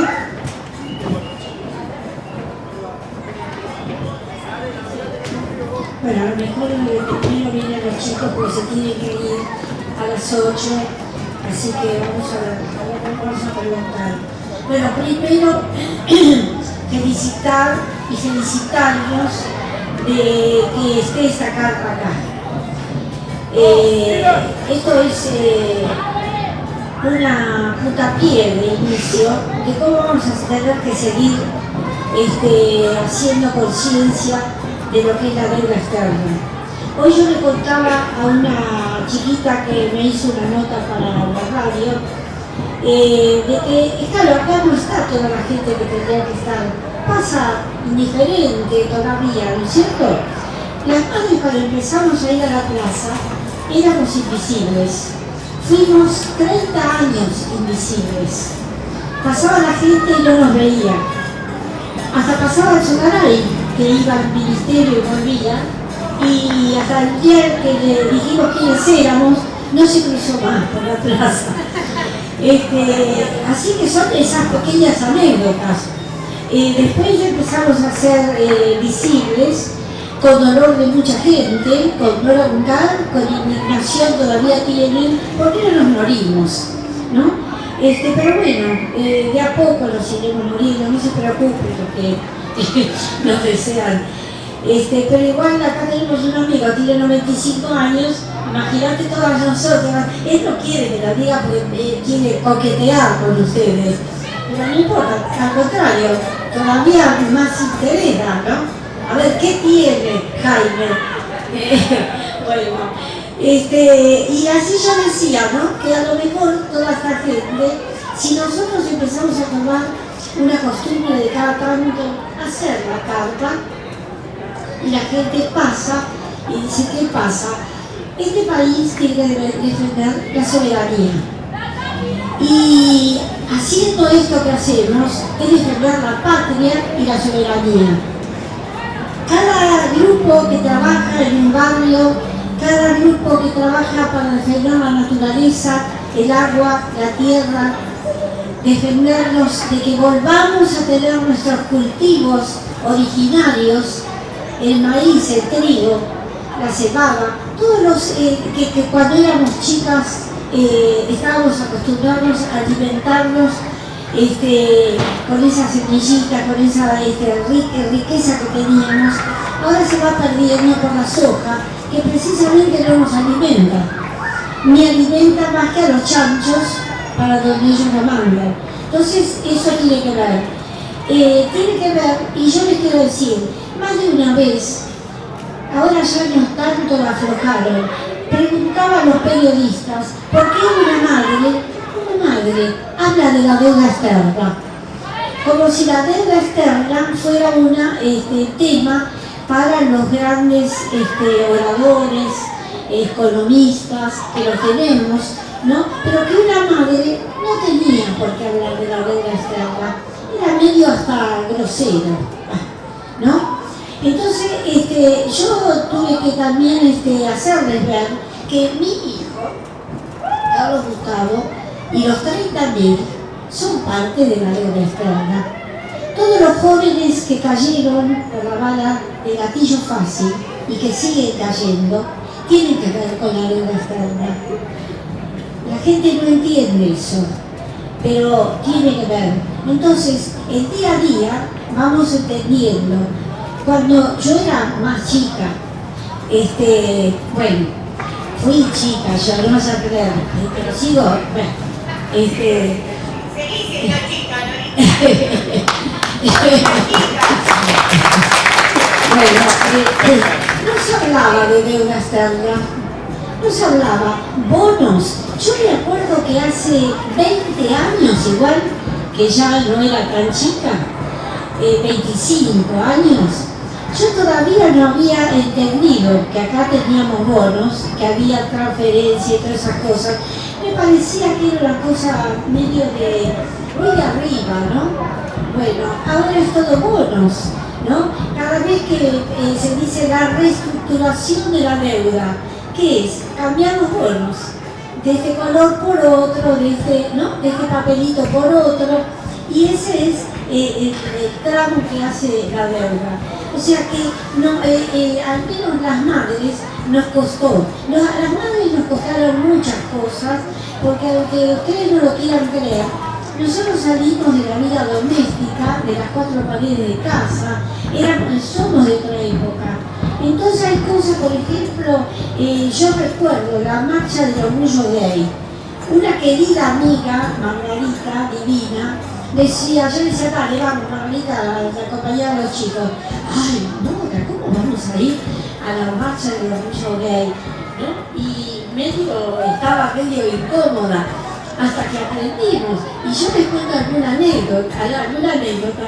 Venía a lo mejor un pibe joven y se prendía del brazo nuestro y decía, no, yo quiero ir con ustedes porque si mi mamá ve la televisión va a decir, no, si mi hijo está con las madres, no es malo esto. Pobre madre. Esa es la historia nuestra, ¿no? Que tenemos que ir haciendo porque a veces no se entiende, ¿no? No fue fácil. 40 años que nosotras aprendimos de ustedes, aunque no lo quieran creer, porque es así, ¿no? Nos van enseñando para despabilarnos. Yo igual hoy todo lo que escuché, la verdad que yo aprendo con toda esta gente que sabe tanto, hasta este chiquito que está joven, ¿no? Yo digo, nosotras vamos aprendiendo. Pero después, bueno, aprendimos también a compartir. Yo tengo el orgullo de decir que la cátedra que yo soy titular, así como me ven, ¿no? Soy titular de la cátedra que se llama Poder Económico y Derechos Humanos, estuvo don Alejandro Olmos, fue de los primeros visitantes a la cátedra, una joya, ¿no? Entonces era el modo también de que nosotras mismas, el contacto con esta gente hermosa también fue para despabilarnos a su vez. Entonces todo es una historia que va creciendo. Yo por eso decía hoy que esta carpa, donde todavía pasa gente indiferente, tenemos que insistir, ¿no? Y decirles y enseñarles cómo se defiende la soberanía. Y difundiendo esto y diciendo no al pago de la deuda externa. Cuando dicen, pero cuando tenemos deudas, tenemos que pagarlas. Inclusive entre las madres al principio, cuando nos volvieron en esta aventura, Adolfo Pérez Esquivel, Beverly, un grupo que nos reuníamos, ¿te acordás del Zapar? Y cuando, bueno, nosotros comentábamos con las madres, todas no querían entrar. Y decían, no, porque, ¿sabes? El que tiene deudas tiene que pagarlas. Entonces, claro, empezás a decir, pero mira, si mi vecino gasta mucha luz o gasta luz y quiere que yo la pague, yo no la tengo que pagar, ¿no? Si me quiere enchufar. Entonces, la deuda siempre la contraen otros y quieren que nosotros la paguemos.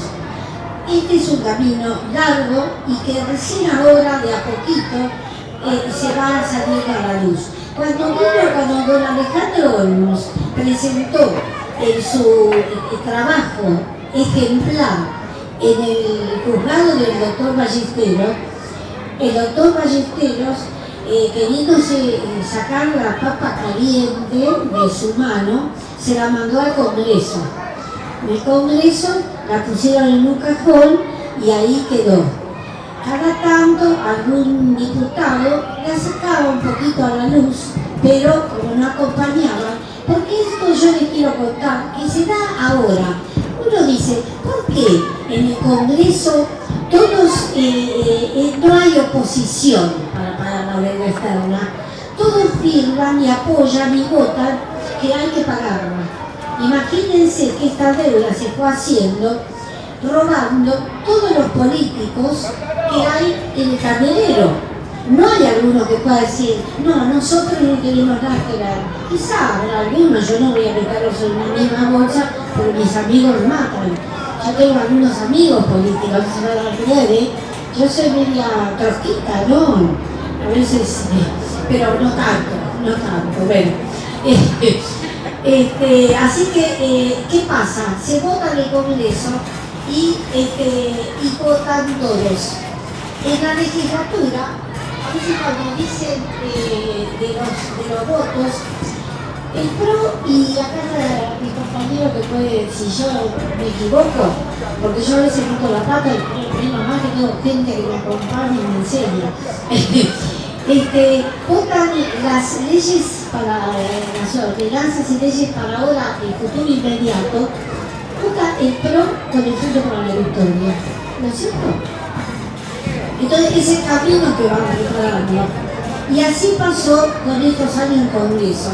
Cuando viene, dice, todos votan porque cada uno fue gobernador, intendente en distintas épocas, y especialmente en la época de la dictadura, que tuvieron cargos y de paso aprovecharon la robada. Yo les quiero decir un poquito, una parte de la deuda externa, donde está implicada. Cuando empezamos con esta dictadura cívico-militar religiosa, que debíamos 6.000 millones de dólares, palabras más, palabras menos, ¿qué pasaba?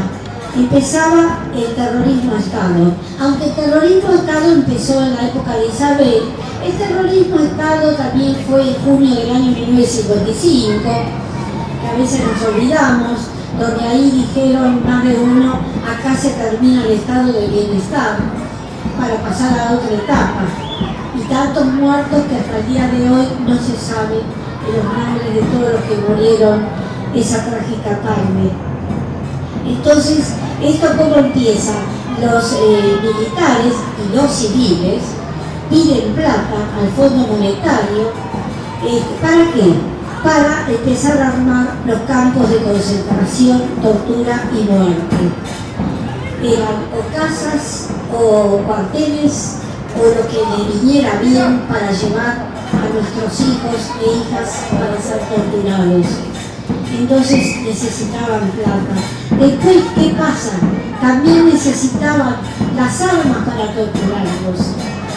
¿Y qué pasó? Compraron armas para torturar a este pueblo, a nuestros hijos, a nuestras hijas. ¿Y qué pasó? Las armas y los elementos de tortura, ¿quiénes lo usaron? Milicos a los que había que pagarle un sueldo muy grande con un extra para que entraran en el silencio trágico de lo que fue el terrorismo de Estado. Así se acumuló la deuda, entre medio de que también se pedía dinero para llenar otros pozos que ellos tenían. Y así creció esa deuda. ¿Qué llegamos? Llegamos a que hubo que hacer un mundial para tapar el horror de alguna manera. Millonada para el mundial, millonada de dólares se pidieron. Y con eso trataron de tapar lo que era ese dolor de este pueblo. ¿Y dónde le inauguraron? En el estadio de River. Empezó el primer día del campeonato de fútbol. Lugar donde habían tenido miles y miles de personas torturadas. Y que la buena iglesia católica que tenemos, la cúpula, prestó una isla que tenía en el Tigre para llevarse a los torturados de la ESMA para que no estuvieran ahí en ese lugar tan cercano a lo que era la cancha de River. Cuando va terminando la dictadura, ¿qué armaron? Armaron la guerra de las Malvinas. Otra cantidad de jóvenes masacrados, torturados por los mismos militares que habían armado el terrorismo de Estado. ¿Cuántos millones costó esa deuda, esa guerra de las Malvinas? O sea que todo eso se fue acumulando. Y yo les hago una pregunta, ¿no? Y se la hago siempre a los jóvenes cuando yo les cuento esta historia, que es una parte de la historia de la deuda. ¿Hay que pagar una deuda que tiene tanto dolor, sangre, muerte, desapariciones, robo de niños, tanta masacre que se hizo en este pueblo? ¿Hay que pagar esa deuda? Yo hace unos días me topé en un acto con el doctor Aldo Ferrer. Y como me conoce de alguna oportunidad, le digo, ay doctor, le quiero decir algo, usted está equivocado, la deuda no la tenemos que pagar más. Ay, me dice, señora, ya está cerrado eso. ¿Se pagó? ¿Se pagó? ¿Cómo lo que se pagó? Lo que se pagó nos tienen que devolver. ¿Usted se acuerda esta deuda cómo se hizo? Es con el dolor del pueblo, con la sangre de nuestros hijos y de nuestras hijas, con los jóvenes que todavía quedan más de 500, que no conocen su verdadera identidad. ¿Usted cree, doctor, que hay que pagar esa deuda? Pero señora, usted sabe que eso se cerró ya cuando asumió el gobierno de Alfonsín. Y le digo, pero ¿sabe qué pasa? Como es ilegal, ilegítima, y es odiosa y además es inmoral, entonces que nos devuelvan lo que pagamos. No podemos seguir alimentando esta historia de horror. Ay, pero señora, bueno, mire doctor, yo un día de estos le voy a pedir una entrevista y me voy a sentar con usted, papel y lápiz, y vamos a hacer cuentas y vamos a ver si podemos solucionar. Claro, habrá dicho, pobre, son de las locas de Plaza de Mayo. ¿Qué iba a esperar él? Bueno, pero entonces es así, a cada uno hay que decirle. ¿A quién fue? ¿En qué país? ¿A Saddam cuando se murió, lo mataron, que se condonó la deuda? Porque era de un asesino, de un gobierno asesino, ¿no? Y se pudo condonar la deuda. Y es ir a Europa, irse a Europa. ¿Por qué acá no se puede? ¿No es cierto? En Alemania, en el año 53, cuando termina la guerra, los alemanes dicen, hasta que no se reconstruya nuestro país y el pueblo tenga lo que tiene que tener, no vamos a pagar un peso de deuda. Efectivamente, creo que hace 4 o 5 años terminaron de pagar la deuda. No es una invención nuestra esa, eso pasó. Acá decía también otro amigo que acá alguna vez se suspendió también el pago de la deuda. Entonces, ¿por qué no seguir trabajando así para que, o los que vuelvan, o decir, bueno, ahora se hace una etapa de no pagar hasta que reconstruyamos nuestro país? Todo el pueblo tenga la vida digna, todo el pueblo coma, tenga trabajo digno, ¿no? Tenga techo y tenga su tierra. Porque hoy cuando hablábamos de los compañeros de la Ecopini, que yo también lo difundo porque hay que decirlo, cuando dice la gente, bueno, pero ¿qué quieren? Si cuando escuchamos hablar al gobierno, especialmente al muchacho ese que ahora le llaman la morsa, no sé si todos saben quién será, bueno, no sé, por ahí toda la gente, yo lo voy a decir igual, compañero de otros, como yo nunca digo nuestras Fuerzas Armadas, serán de otros, nuestras no, de los estafadores y corruptos, no son nuestros, son otros, de otros.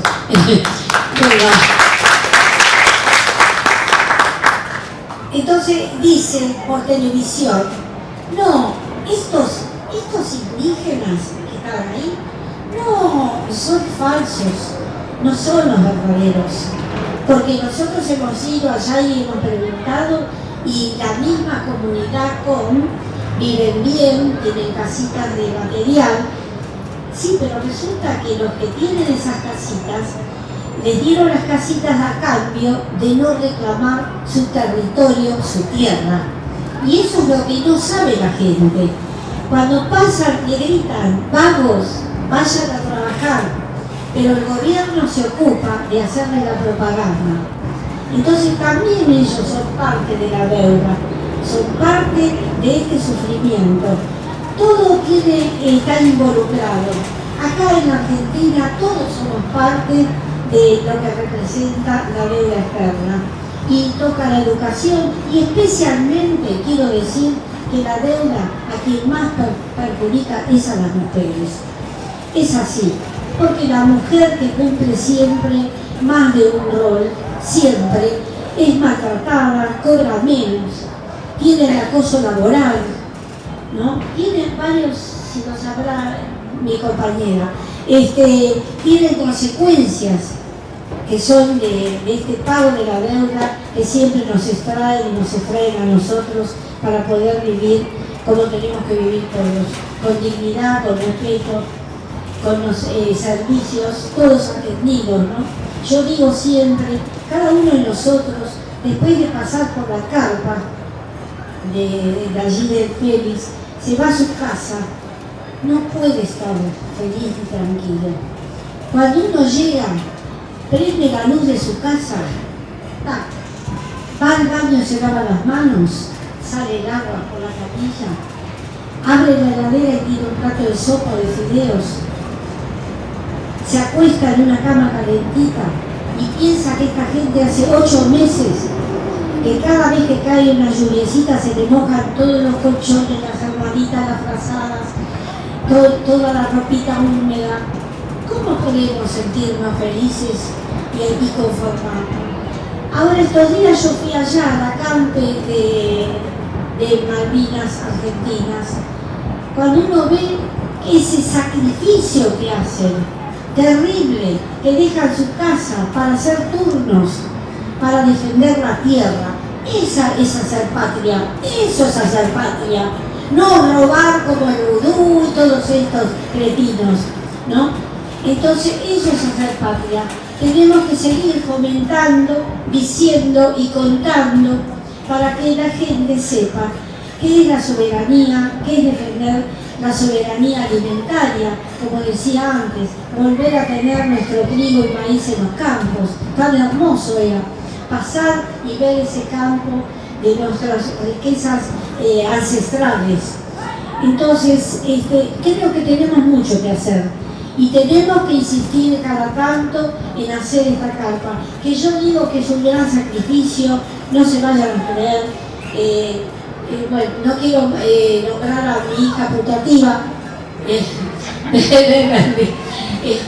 pero los desvelos, que como todos nosotros, cuando se empieza algo, son 20, 30 personas reunidas alrededor de una mesa, cuando se va acercando el día de poner el cuerpito, quedan la mitad, la cuarta parte y los demás no aparecen, ¿no? Entonces dejémonos de esa indiferencia y seamos solidarios también entre nosotros.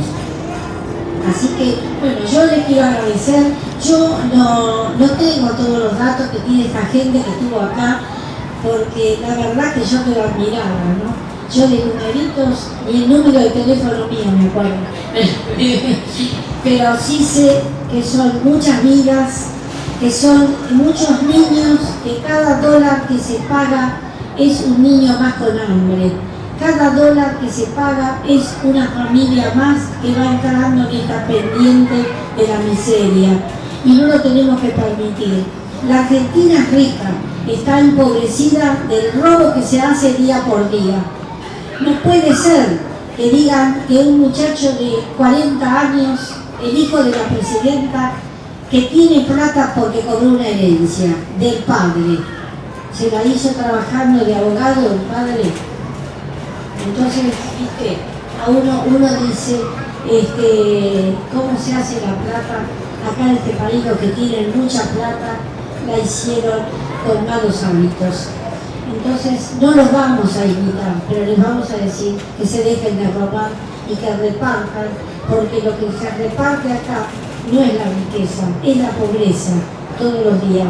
No lo permitamos, sigamos peleando, hagamos otras campas y sigamos adelante.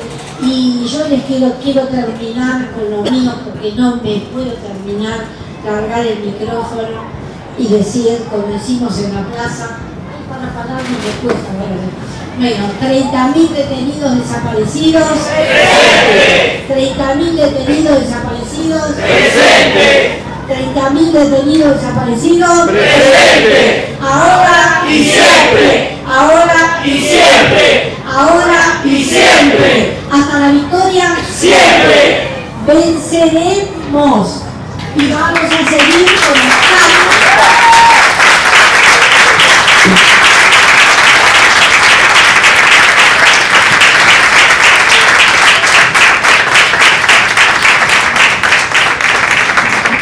Gracias, señora, gracias todo el panel. Yo creo que hemos tenido un rico intercambio, siempre queda más. Y una cosita nomás, mientras llegan los chicos, que vamos a hacer. Hemos hablado mucho de no pagar la deuda. Hemos hablado mucho de por qué es una deuda que no debemos. Lo que no hemos podido decir hasta ahora, es cosa que pocos saben, que hace ya un año el Congreso nuestro creó una comisión para investigar la deuda. Y si no se puede creer que en ese año, entonces supongo que la comisión está trabajando, ha invitado una sola persona para dar testimonio e información a la comisión. Sin embargo, está preparando, se supone que dentro de 2 meses más o menos va a dar su informe final sobre 40 años de endeudamiento. La Asamblea para la suspensión del pago y investigación de la deuda en defensa del patrimonio y los bienes comunes está por denunciar el fraude de esta comisión de investigación. Y queremos convocar, aprovechamos este momento para convocar a todas las organizaciones que estamos participando aquí en la carpa y todo lo demás a hacer nuestro informe para explicar al Congreso, para explicar al pueblo por qué efectivamente no podemos seguir pagando esta deuda si vamos a avanzar en construir esa patria que todos nuestros chicos necesitan y que nosotros también. Así que le invitamos a sumarse y paso el micrófono. Yo lo que quería decir que tenemos la alegría que la Central de Trabajadores Argentinos, la CTA, ha publicado el libro que Jaime Fox, con los 95, su vida, ha volcado la experiencia de gran parte del siglo pasado y del presente con análisis documentados, análisis marxista, y la pregunta del libro es: ¿estamos ante el fin del capitalismo o qué? Bueno, aquí adelante tenemos el libro a un costo nada más, porque los 60 pesos no salen la posibilidad de hacer nada, pero queremos poner a disposición porque es una buena documentación para profundizar, y a Jaime lo tenemos con nosotros en esta asamblea que Beverly está aquí difundiendo y que queremos que todos también se incorporen.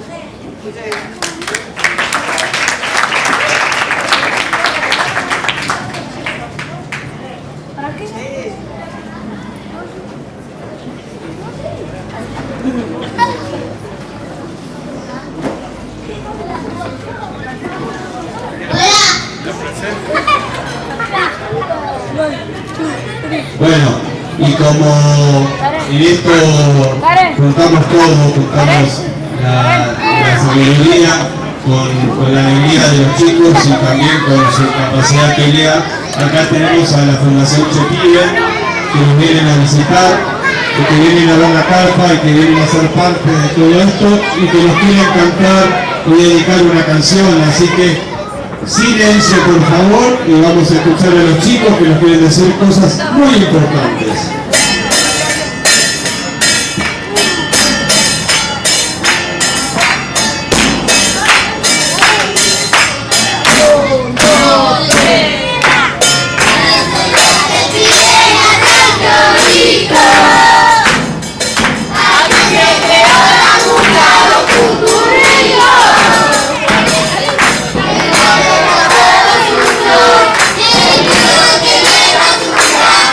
Yeah.